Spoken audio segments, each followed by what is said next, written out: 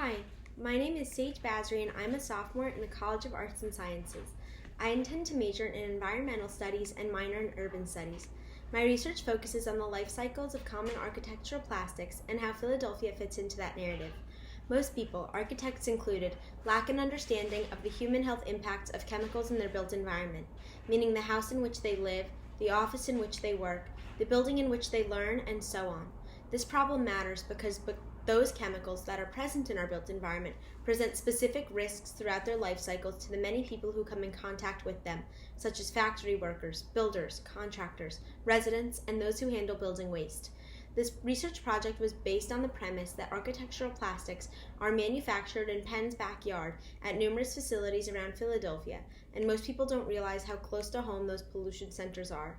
With that understanding, I researched Philadelphia energy solutions and the material flows in and out of that site. I did the same for 3 other local manufacturing facilities: Ashland Chemical, Allied Tube and Conduit, and Honeywell Frankfurt.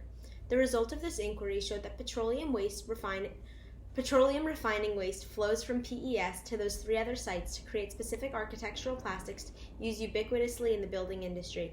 Using EPA databases, I also found that these sites emit more pollution than amounts federally recognized as safe, and therefore present risk to the community and environment surrounding those sites.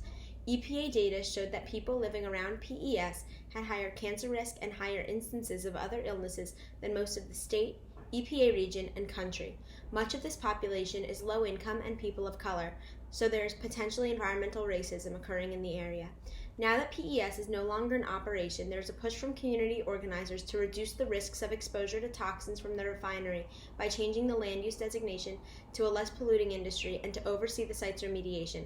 So we know that Philadelphia has played a role in manufacturing architectural plastics in the past, but with PES out of operation, the story might be changing in the future. Thank you for listening.